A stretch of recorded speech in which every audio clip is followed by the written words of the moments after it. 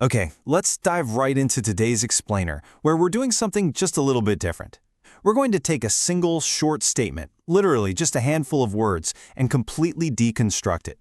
We really want to figure out what it tells us about patience, about hope, and about that massive, sometimes frustrating concept we call destiny. So I want you to think about this for a second. Have you ever wondered if what you're waiting for is actually on its way? We've all felt that, right? That universal anxiety of waiting for something important. Maybe it's a career breakthrough, a deeply meaningful relationship, or honestly, just a sense of inner peace. It can totally feel like you're standing at an empty train station, checking your watch, wondering if the train is ever going to show up. But what if the thing you're waiting for is actually fighting its way towards you right now? Let's take a look at the actual text that sparked this entire explainer. What's really interesting here is the raw, intimate nature of the handwriting itself. It looks like it was stamped or jotted down on this textured, kind of aged paper. It's definitely not some flashy billboard. It feels way more like a secret realization someone just had to write down in their journal, and that grounds our whole conversation today in a deeply personal context. The quote is, "If it's meant for you, it will cross oceans, distances, and doubts to reach you." Today, we're going to break this one sentence down, piece by piece. All right. Moving into section 1, the concept of destiny. Let's start by zooming in on just these first 6 words. If it's meant for you. Think about what that actually implies. It suggests the universe isn't just completely random. It's proposing that certain things, people, opportunities, moments, actually have your name on them. Before we even talk about the crazy journey they take to get to you, we have to accept this baseline premise, that some things are simply yours. Let's unpack that word carefully. Meant. In this specific context, it's acting like an invisible thread of inevitability that's tying a person to a specific future outcome. And honestly, this is a massive psychological relief. Think about how this specific framing shifts all that heavy burden of worry and control entirely off your shoulders. If something is truly meant for you, you don't have to force it. You don't have to stressfully manipulate every single variable in your life to make it happen. It operates on a timeline of inevitability rather than a timeline of your own anxious micromanagement. Which brings us to section 2, the physical obstacles. It will cross oceans, distances. So the really crucial point here is the immense geographical scale being introduced. We aren't just talking about crossing the street. This is about crossing the absolute largest physical barriers on our planet. Destiny, in this framework, possesses an unstoppable momentum. And this brilliantly illustrates 2 very different types of struggles.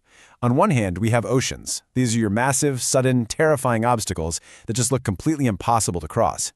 And on the other hand, we have distances. This is that wearing, continuous drag of a long journey. It's kind of like a never-ending road trip when you just keep asking, are we there yet?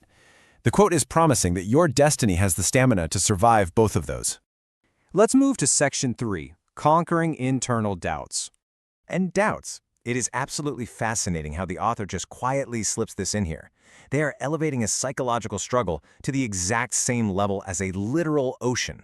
You obviously can't touch a doubt, but anyone who has ever waited for something knows that doubt can be a much, much harder barrier to cross than any body of water. So we're looking at a pretty stark contrast here. The physical world versus the internal mind. And this shift from geography to psychology is exactly what makes this whole concept so incredibly relatable. Because, let's be real, often the thing keeping us from our destiny isn't geography at all. It's our own imposter syndrome. It's that nagging fear that we just aren't worthy.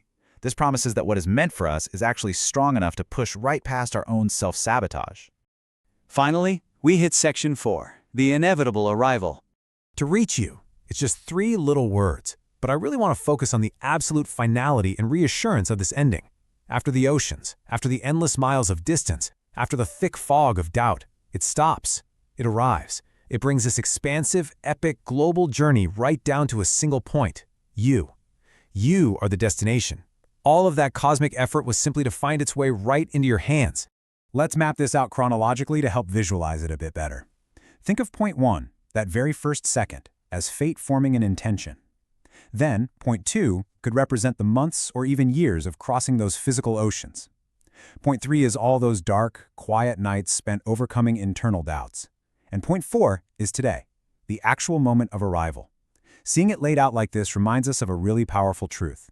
Waiting isn't an absence of action. It's just the period where the action is happening completely out of our sight.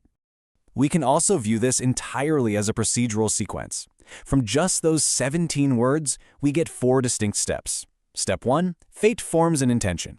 Step 2, the physical world is traversed. Step 3, psychological walls are penetrated. And finally, Step 4, ultimate connection is made. It's essentially a step-by-step blueprint for hope. Okay, to bring this entire explainer full circle, let's look at the original text again. I want you to read it now with a completely transformed understanding of its layers. If it's meant for you, it will cross oceans, distances, and doubts to reach you. It's no longer just a nice, comforting saying. It's a map of a journey. It's a promise of inevitability. It acknowledges the massive physical barriers of the world, validates those terrifying internal barriers of your own mind, and promises that absolutely neither of them are strong enough to stop what truly belongs to you. Which leaves us with one final and honestly pretty crucial thought for you to carry into your day. We've established the immense effort destiny is making on its end. But what about your end? If destiny is out there, already crossing oceans and doubts to reach you, are you ready to receive it? Will your door actually be open when it finally arrives? Keep that in mind as you move forward today. Thank you so much for joining me on this deep dive, and I will catch you on the next explainer.